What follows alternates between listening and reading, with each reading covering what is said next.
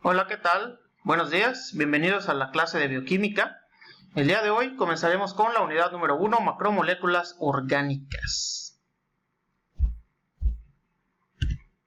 Vamos con el tema 1, el cual es carbohidratos. Bueno, a manera de introducción, para empezar, ¿qué son los carbohidratos? Los carbohidratos son biomoléculas que van a estar constituidas por elementos como el carbono, el hidrógeno y oxígeno. A veces, dependiendo de la naturaleza química, pueden presentar nitrógeno, azufre o fósforo. El nombre, glúcido, deriva de la palabra glicis, que significa dulce. A los carbohidratos también los podemos llamar azúcar y los podemos llamar glúcidos. Y esto hace referencia al significado dulce. Sin embargo, vamos a ver igual que no todos los carbohidratos son precisamente dulces. Químicamente, se tratan de polialcoholes con grupo funcional carbonilo. Eso lo han visto anteriormente en cursos pasados. Ese grupo carbonilo puede ser un aldehído o puede ser una cetona. Son moléculas energéticas, muy importantes como fuente de energía para los seres vivos. Y a manera de estudio los vamos a clasificar en monosacáridos, disacáridos y polisacáridos. ¿Cuáles son las funciones energéticas de los carbohidratos? Las funciones energéticas se relacionan con energía de almacenamiento y energía de mantenimiento. La energía de almacenamiento es aquella que queda guardada a nivel de ciertos órganos, por ejemplo, el hígado. El glucógeno, que es un polisacárido, un carbohidrato, se almacena en el hígado para ser desdoblado cuando se requiere fuente energética. Pero también los carbohidratos pueden servir como energía de mantenimiento. Esa energía pues nos permite realizar nuestras funciones vitales que día a día llevamos a cabo. Tienen también funciones estructurales, ya que forman parte de las membranas biológicas. Recordarán en cursos pasados el modelo de membrana plasmática de Singer y Nicholson, en la cual se propone que la membrana plasmática es una bicapa lipídica, y esta bicapa lipídica pues está formada por lípidos, principalmente fosfolípidos con regiones hidrofílicas e hidrofóbicas. También pueden encontrarse esteroides, pero también podemos encontrar carbohidratos, así como otras moléculas como glucoproteínas, glucolípidos, etc. Bueno, de acuerdo con la clasificación, comenzamos con los monosacáridos. Estos monosacáridos están formados por una sola unidad de azúcar, una sola unidad. Los vamos a nombrar haciendo referencia al número de carbonos y vamos a utilizar el sufijo osa. Por ejemplo, si tengo un carbohidrato, un monosacárido de 3 carbonos, se va a llamar triosa. Si es de 4 carbonos, tetrosa. Si es de 5, pentosa. Si es de 6, hexosa. Y así sucesivamente. Aunque vamos a ver que pues es más común que hablemos sobre todo de las hexosas y las pentosas. Los monosacáridos son solubles en agua, tienden a ser dulces, cristalinos y de color blanco. Y pueden presentar isomerías, muy importante. Recuerden que era un isómero. Cuando decimos que tenemos moléculas llamadas isómeros. Esto igual lo debieron haber visto en cursos pasados. Recuerden que los isómeros van a ser moléculas que van a presentar la misma fórmula molecular, pero diferente disposición de los átomos en el espacio. Eso quiere decir que nosotros podemos condensar en una fórmula, por ejemplo, un par de moléculas, y esta va a ser igual. Sin embargo, al momento de elaborar la estructura química, el acomodo de los átomos, pues va a ser diferente.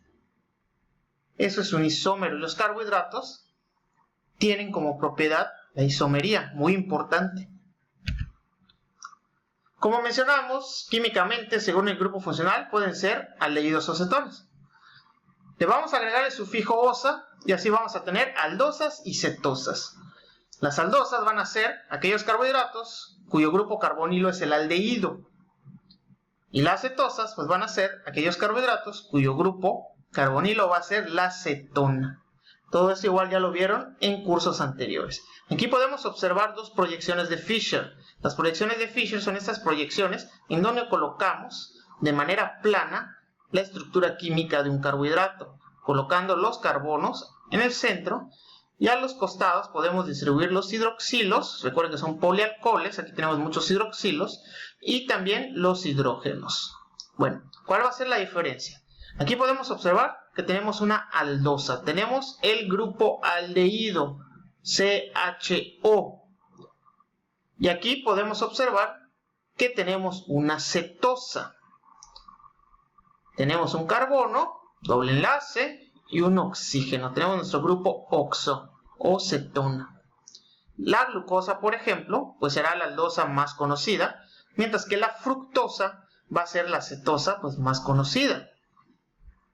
Un tip que les voy a dar muy importante para que ustedes puedan comprender sobre la estructura química de los carbohidratos es que en las aldosas vamos a ubicar el grupo aldehído en posición 1. Aquí tenemos el carbono 1, ¿sí? 2, 3, 4, 5, 6. Tenemos una hexosa, ¿de acuerdo?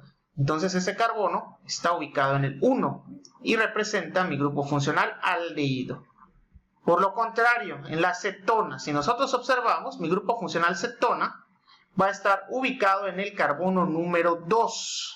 Tenemos 1, 2, aquí tengo mi grupo funcional cetona, 3, 4, 5, 6. También es una hexosa.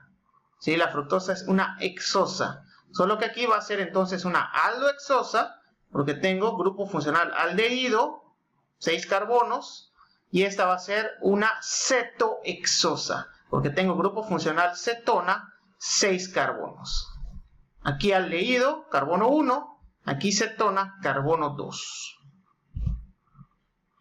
Los carbohidratos, como les mencioné, presentan isomerías. Un tipo de isomería que vamos a encontrar es la denominada isomería DIL. Esto viene de las palabras dextro y levo, que dextro hace referencia a la derecha y levo hace referencia a la izquierda. Todos los monosacáridos tienen al menos un carbono unido a 4 radicales distintos o asimétricos. A este carbono le vamos a denominar carbono quiral. ¿Qué es un carbono quiral? Repito, un carbono quiral va a ser un carbono que va a estar unido a 4 estructuras diferentes. Habrán visto en cursos anteriores, recordemos que el carbono tiene 4 posibles enlaces. ¿Sí? Esto se relaciona con los enlaces de su último nivel de energía. ¿Sí? Si ese carbono está unido a 4 diferentes estructuras, vamos a decir que el carbono es quiral. La propiedad se llama quiralidad. ¿Sí? Por lo contrario, si el carbono no se encuentra unido a 4 estructuras diferentes, vamos a decir que es un carbono aquiral. Con que una estructura se repita en los 4 posibles enlaces, podemos decir que el carbono es aquiral. ¿De acuerdo? Quiral y aquiral. Muy importante este concepto para poder entender las isomerías y la estructura en sí química de los carbohidratos. Y esto nos lleva a este punto. Escuchen muy bien. La disposición del grupo hidroxilo a la derecha en el carbono asimétrico, es decir, el carbono quiral, más inferior, determina el isómero D, es decir, el dextro. Si está situado a la izquierda, entonces voy a tener un isómero L. Bueno, prácticamente, ¿qué es lo que tengo que hacer? Tengo una estructura, una proyección de Fischer de un monosacárido. Lo primero que voy a hacer es ubicar mis carbonos quirales. Mi último carbono quiral en la estructura química me va a dar la pauta para saber si es un isómero D o L. Ubico mi último carbono quiral y si el hidroxilo que está enlazado a dicho carbono se encuentra a la derecha, como en este ejemplo, voy a tener un isómero D. Pero si se encuentra ese hidroxilo ubicado a la izquierda del último carbono quiral, pues voy a tener un isómero L. Dextro derecha, levo izquierda. ¿De acuerdo? Aquí tenemos al gliceraldehído, que de hecho es una triosa. Vemos 1, 2, 3, 1, 2, 3, triosa. Estos son isómeros. Uno es un isómero D y uno es un isómero L. Tienen la misma fórmula, pero que cambia la disposición de sus átomos en el espacio. ¿De acuerdo? Isómero D, isómero L. Aquí, mi último carbono quiral es este de aquí, que representa el carbono 2. ¿Por qué? Porque en el carbono 1 tengo mi grupo funcional. Aquí no podemos hablar de quiralidad. El carbono 2 aquí es mi carbono quiral. ¿Sí? Está unido a un grupo funcional, al CH2OH de aquí, al hidrógeno y al hidroxilo de aquí. Lo mismo para aquí, grupo funcional, CH2OH, hidroxilo y mi hidrógeno. Entonces ese sería mi último carbono quiral. ¿Sí? Y así puede ser con las tetrosas, las pentosas, las hexosas. Voy a ubicar mi último carbono quiral. Algo muy curioso es que el gliceraldehído también puede presentar enantiomería. Es un enantiómero el D-gliceraldehído del L-gliceraldehído. Eso quiere decir que son imágenes especulares, como podemos ver aquí. Y ahora en las siguientes diapositivas igual hablaremos de ello. Bueno, dentro de los grupos de isómeros que podemos encontrar en los carbohidratos están los epímeros y los enantiómeros. ¿Cuál va a ser cada cual? Si dos monosacáridos se diferencian, escuchen muy bien, solo en el hidroxilo o solo en el OH de un carbono, lo vamos a denominar epímero. Y si se tratan de imágenes especulares, se van a llamar enantiómeros. Epímeros y enantiómeros. Tengo proyecciones de Fischer, las observo. Ok, son isómeros, misma fórmula molecular. Sin embargo, ¿cuál es la diferencia en su disposición en los átomos en el espacio? Si solo cambia en la disposición de 1H, voy a tener un epímero. Y en este caso, voy a identificar en qué carbono está. Puede ser un epímero en C2, en C3, en C4, dependiendo. Por ejemplo, aquí a la izquierda tenemos dos estructuras de Fischer, la D-eritrosa y la D-treosa. Si observamos, ambos son aldosas, hay aldehído en el primer carbono. Tenemos 2, 3, 4. Entonces tenemos tetrosa. Tenemos dos aldotetrosas que son enantiómeros de tipo epímero. Perdón, isómeros de tipo epímero. ¿De acuerdo? Isómeros de tipo epímero. ¿Qué observamos en la estructura? Que es prácticamente igual.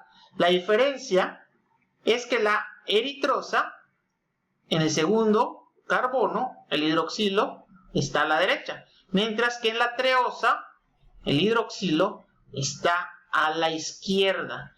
Entonces tenemos que son epímeros en C2. Así lo nombramos. Epímeros en C2.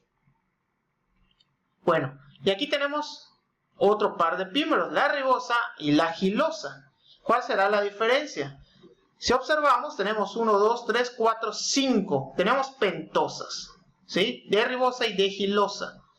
Ambos son aldehídos, entonces tenemos dos aldopentosas que son isómeros. ¿De acuerdo? Todo es exactamente igual, a excepción del hidroxilo del carbono 3. En la ribosa está a la derecha y en la gilosa está a la izquierda. Entonces decimos que son epímeros en C3. Epímeros en C3. ¿De acuerdo? Y bueno, los enantiómeros, como les dije, son imágenes especulares. Si nosotros trazamos un eje aquí imaginario, es como si estuvieran observándose estas moléculas en el espejo. ¿De acuerdo? Aquí tenemos la estructura de un aminoácido, no es un carbohidrato, es un aminoácido, sin embargo es un enantiómero. Si nosotros vemos, son imágenes especulares.